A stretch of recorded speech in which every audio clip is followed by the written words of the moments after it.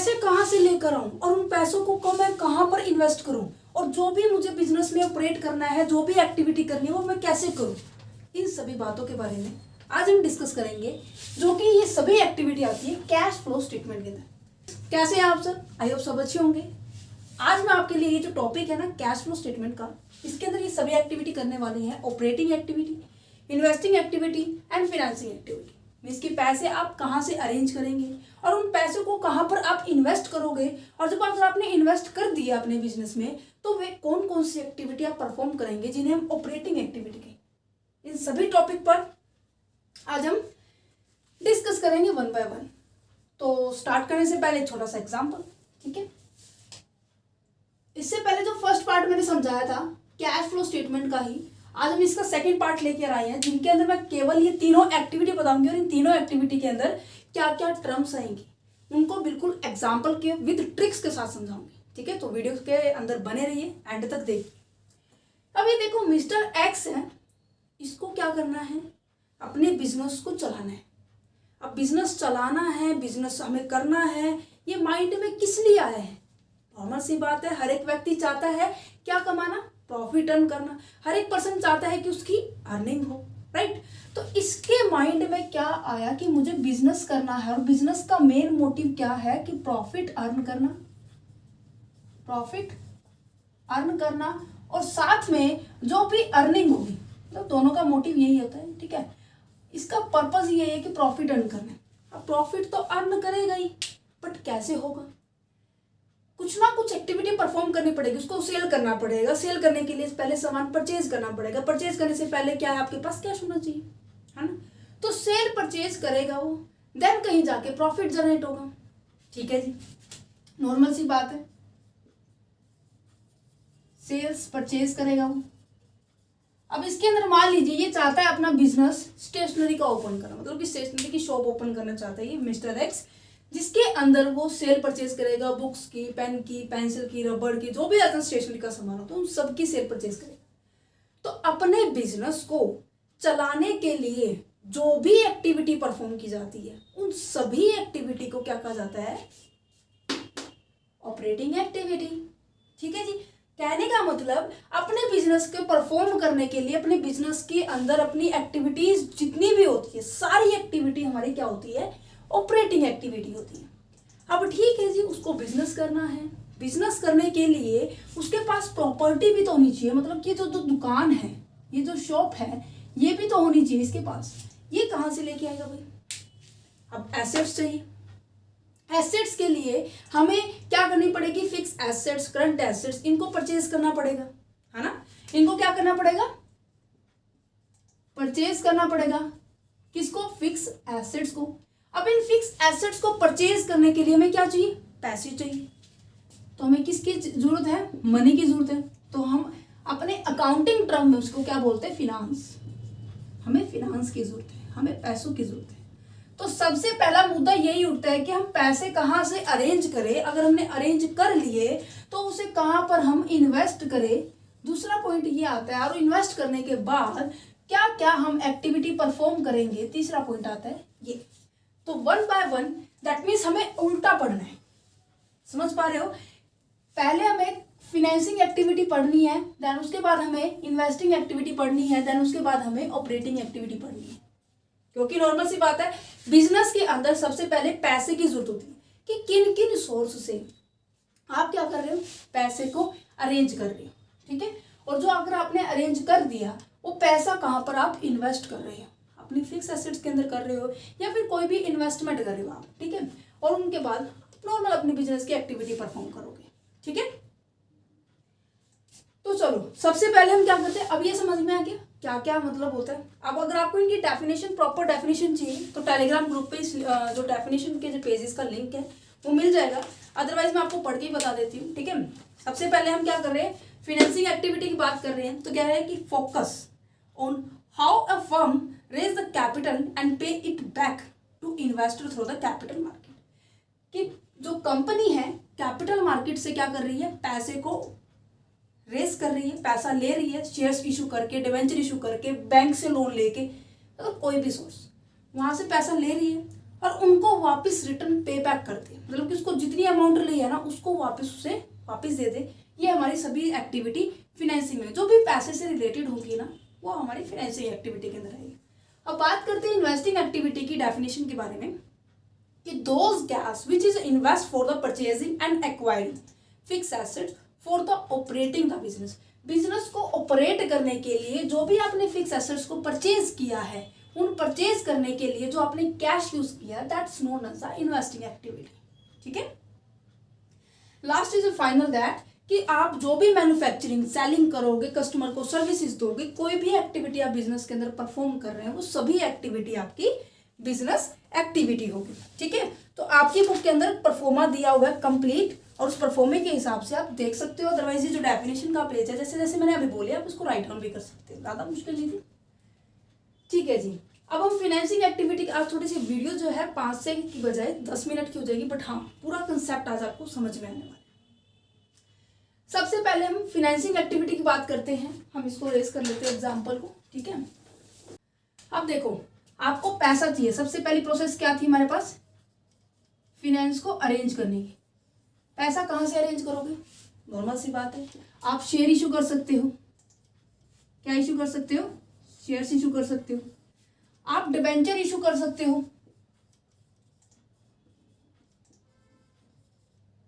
ठीक है, आप बैंक से क्या ले सकते हो, लोन ले सकते हो। तो कैश फ्लो के अंदर एक बात याद रखनी है, जब भी कंपनी के पास पैसा आएगा उसे क्या करेंगे हम, प्लस करेंगे, क्योंकि हमें केवल कैश के बारे में, कैश के फ्लो के बारे में बताना है कि कितना पैसा आ रहा है, कितना पैसा जा रहा है। अगर पैसा अपने पास आ रहा है तो उसे प्लस करेंगे, अगर पैसा जाएगा तो उसे क्या करेंगे, माइनस करेंगे। ठीक है, तो ये बातें आपको बिल्कुल ऐसे माइंड में सेट कर लेनी है। पैसा जा रहा है तो माइनस, पैसा आएगा तो प्लस। तो यहाँ पे लिख भी देती हूँ, अगर पैसा रिसीव हो रहा है और पैसे की अगर पेमेंट हो रही है, मनी की पेमेंट हो रही है, तो हमें क्या करना है, ये आपका गोल्डन रूल है। इसके अंदर एक और गोल्डन रूल है, पर पहले हम इन टर्म्स को समझेंगे कि इसके अंदर क्या क्या है। अब देखो हमने शेयर इशू किए हैं, कंपनी ने शेयर इशू किए हैं, तो कंपनी के पास क्या आ रहा है, पैसा आ रहा है। जब जितने भी पैसे शेयर इशू करने के थ्रू हमारे कंपनी के पास आएगा तो उसे क्या करेंगे, हम क्या कहेंगे, मनी हमारे पास क्या हो रही है, रिसीव हो रही है, दैट मींस हम इसको क्या करेंगे, प्लस करेंगे। ठीक है जी, इसी तरह से डिबेंचर्स के अंदर है, जब हम डिबेंचर इशू करते हैं तो डिबेंचर होल्डर से हमें क्या मिलता है, मनी रिसीव होती, वेल एंड गुड। देन उसके बाद अगर कंपनी से हमने लोन लिया है तो कंपनी वालों ने हमें क्या दिया, पैसा दिया है, राइट, तो इससे भी हमें क्या है, मनी रिसीव हो रही है। ठीक है, तो जिस जिस सोर्स से पैसा आएगा वहां पे हमें क्या कर देना है, प्लस कर देना है। अब बात करते हैं, अब नॉर्मल सी बात है, अगर कोई आपसे भी पैसा लेगा उधार में तो क्या आप वैसे ही दे दोगे, नहीं ना, आप उससे क्या चार्ज करोगे, कुछ ना कुछ आप ये चाहोगे कि अगर मैं उसे 2 साल के लिए पैसे दे रहा हूं तो मुझे 2 साल के बाद क्या वही अमाउंट मिलनी चाहिए, प्रिंसिपल अमाउंट मिलनी चाहिए, नहीं ना, आप कुछ ना कुछ एक्सपेक्टेशन करोगे, आप कुछ ना कुछ रिटर्न उसे चाहोगे कि हाँ मुझे मिलनी चाहिए, है ना। तो जो रिटर्न होगी, हर एक शेयर होल्डर, हर एक डिबेंचर होल्डर और हर एक बैंक चाहेगा कि मुझे भी क्या है, रिटर्न मिले जब मैं इन कंपनी को फाइनेंस प्रोवाइड कर रहा हूँ, है ना। तो शेयर होल्डर को क्या प्रोवाइड करती है कंपनी, क्या रिटर्न देती है, उसे प्रोवाइड करती है डिविडेंड, राइट। और डिविडेंड क्या है, कंपनी को पेमेंट करनी पड़ रही है, कंपनी के पास से पैसा जा रहा है, पैसा गया तो उसे क्या बोलेंगे हम, माइनस करेंगे, उसे हम क्या करेंगे, माइनस करेंगे, तो यहाँ पर माइनस का निशान आ जाएगा। अब डिबेंचर होल्डर को क्या देते हैं, जल्दी से रिकॉल कीजिए, क्योंकि हम +1 +2 बीकॉम फर्स्ट सेकंड से पढ़ते आ रहे हैं। डिबेंचर होल्डर को क्या दिया जाता है, इंटरेस्ट दिया जाता है, तो यहाँ पर हमें क्या करना पड़ेगा, इंटरेस्ट की पेमेंट करनी पड़ेगी, तो इसे हम क्या कर देंगे, माइनस कर देंगे। समझ में आ रहा है कंसेप्ट। लोन लिया है, बैंक वाले इसके ऊपर इंटरेस्ट चार्ज करेंगे, तो यहाँ पर हमें क्या करनी पड़ेगी, इंटरेस्ट की पेमेंट करनी पड़ेगी, तो ये क्या होगा, माइनस होगा। इतना समझ में आया। तो कहने का मतलब फिनांस हम इतने इन सोर्सों से अरेंज कर सकते हैं, फिनांस अरेंज कर रहे हैं तो हमें कुछ ना कुछ उनको as a interest, as a dividend उन्हें पेमेंट करनी पड़ेगी। पेमेंट कर रहे हैं तो माइनस हो रही है, हमें पैसा मिल रहा है तो प्लस होगी। इसके ना परफॉर्मा करवाऊंगी जब मैं प्रैक्टिकल क्वेश्चन, एक और वीडियो आएगी जिसके अंदर एक प्रैक्टिकल प्लस में इनडायरेक्ट और डायरेक्ट मेथड से हम करेंगे, ठीक है।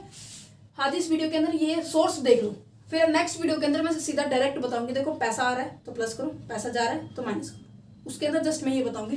तो इसलिए पहले इसको देखो, स्ट्रक्चर को समझो, ठीक है।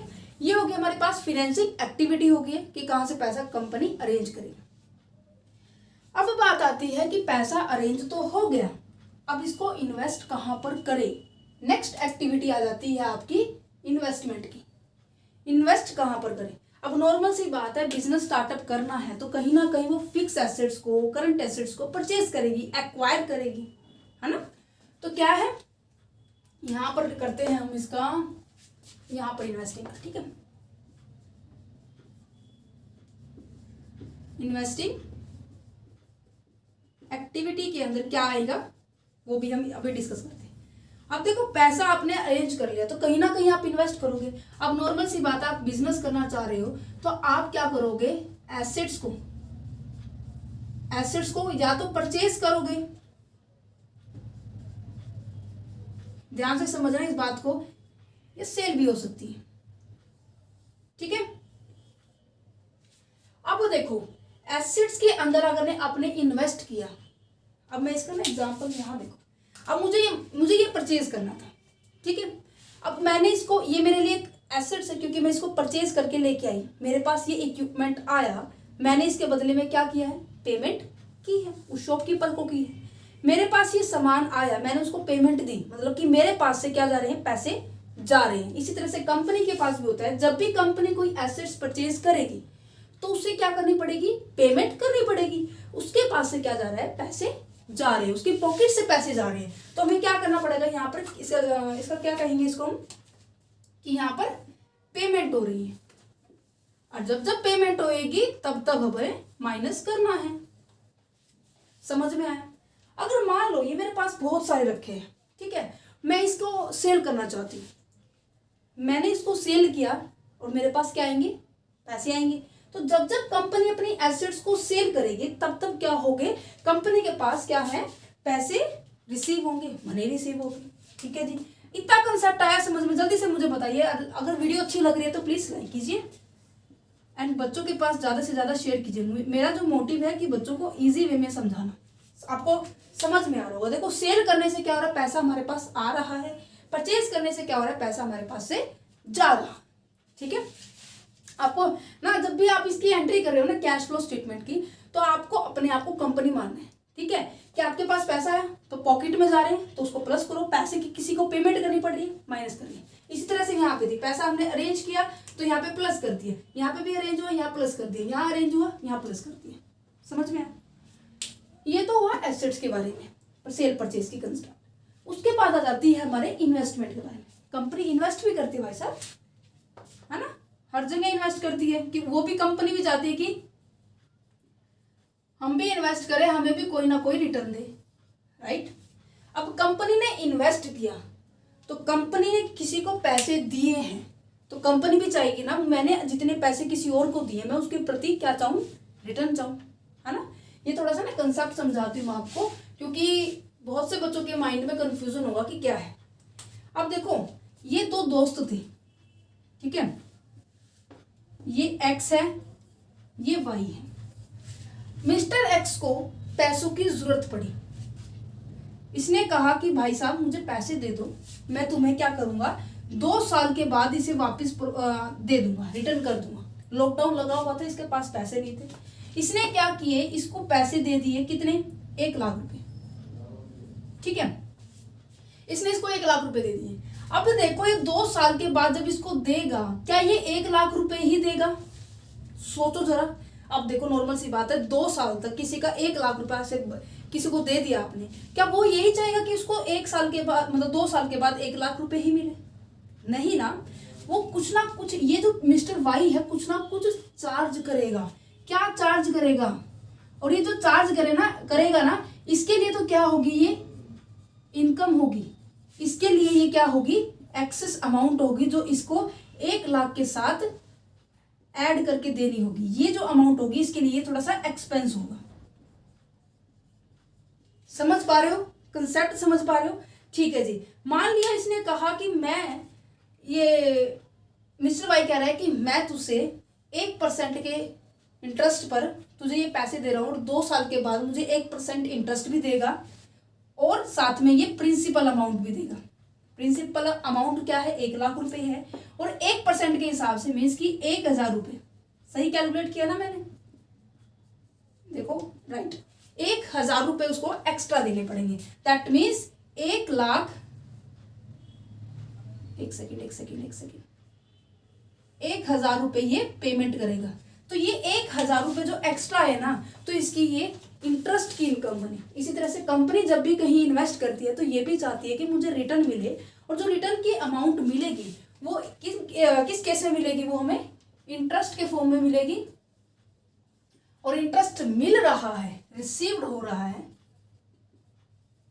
तो ये क्या होगा, प्लस होगा। आई होप आपको ये जो कंसेप्ट है एक समझ में आ गया होगा, और उम्मीद करती हूँ जो अभी तक मैंने फिनेंस की और जो हमारे इन्वेस्टिंग की, फिनेंस की सबसे पहले नंबर 1 हमने अरेंज किया, देन उसको हमने क्या किया, उसको हमने इन्वेस्ट किया। इतना समझ में आया? ठीक है जी।